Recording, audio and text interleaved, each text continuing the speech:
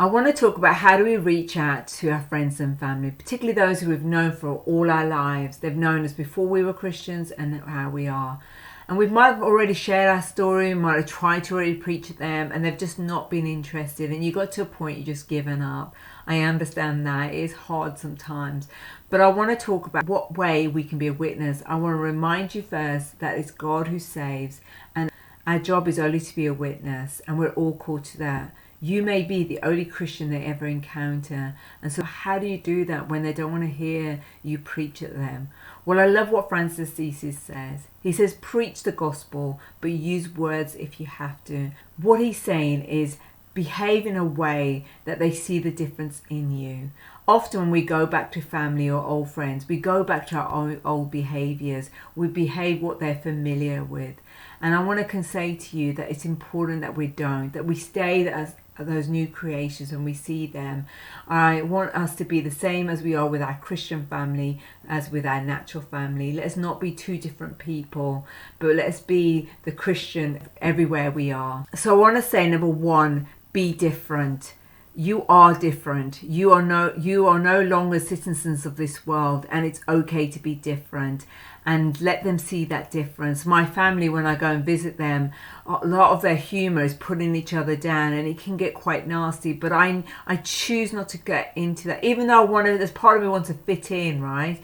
But I choose not to, and I choose to be the Christ-like that says build each other up, that says speak life, that says love people, and I choose to be encouraging and building my family up. I know how much rejection they have encountered, and I do not want to be partaking in that kind of speech towards them. And you know what? The fruit of that is 3 of my sisters have become Christians. I'm one of 7. I'm just loving them as I would love the lost in the world.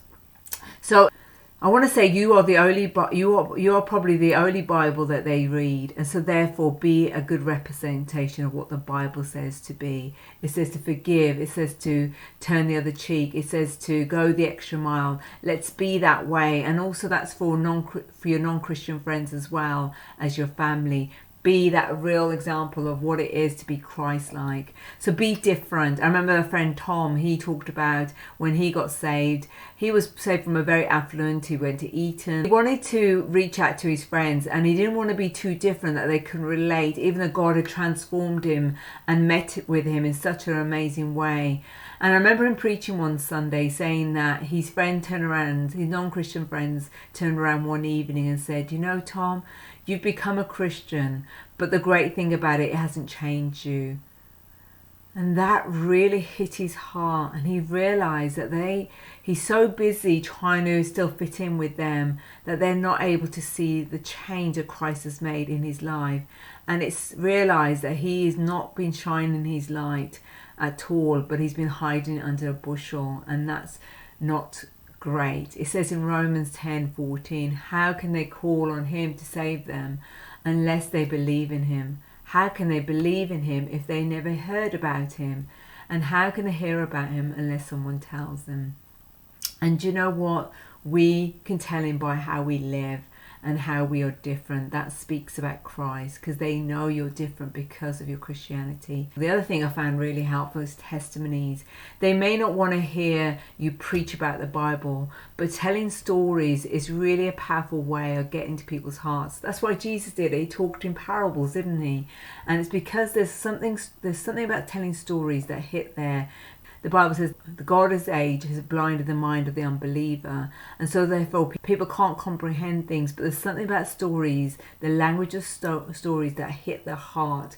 So that's why it says, you know, we overcome the enemy by the blood of a lamb and the word of our testimony. And in Proverbs it talks about a testimony, a truthful testimony is powerful. So testify, share stories of what, you know, some of the stuff that God has done in your life. Share stories of, you know, with my family, I've shared stories about healing when I've been to Brazil, the healing I've seen. And from that, my sister got healed, and then she became a Christian. So I just want to encourage you to be different, but also share stories.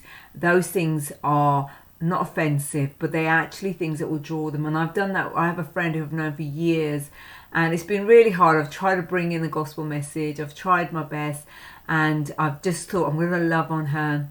But every time we go for a walk, I talk about stories. I always try to bring Jesus in, not in a religious way, in a heavy way. I just share a story, or I say, oh, this is what God did for me, in such a natural way. And the final thing I want to say is, how do you witness to new friends that you're meeting?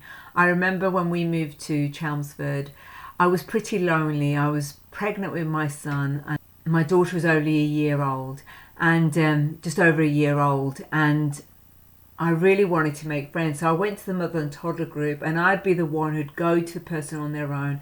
I'd make it my duty and make the effort to actually converse and start conversations with people. I'd get to know them, and eventually I'd invite them to my home. And there was something about inviting them to my home that caused them to be more vulnerable and real. And that was really helpful in just getting close to them. And I remember I wasn't trying to evangelize, but when Christ is the center of your life, you do end up talking about him. And I didn't hide my Christianity. I wasn't ashamed of it, and therefore I didn't hide it. And then I found that they would open up. But also things I did was introduce them to other Christians. So I'd organise barbecues and get a lot of really good example Christians amongst my non-Christian friends. And they would see the interactions. There's something special about our relationships that we don't realise and we take for granted as Christians. There's a depth that we've got within our relationships as Christians that the world has not seen, and they may not come to church to see it, but if you invite them into your home and they see, like it says in Acts, it says about they see the love amongst them and get added, and there's something about seeing the unity and the love that people want to be a part of that. And I know my husband, he started a football group with some of the dads, and the wives had become Christians and the husbands were a bit on the fence, but they came to this football, and one particular guy, I remember him being really impacted, and he said that he'd played football with his non-Christian friends, and all they did was swear and trip each other up, and it was all about them winning. But actually he saw the difference in the Christian guys. They were encouraging each other, never swore, and they never tried to trip each other up. They were very supportive of one another, and that really impacted him to the point he started to come to church, and then he became a Christian. There's something more about how we live that's going to speak to people than what we say. So remember, preach the gospel and use words if you have to. Bye.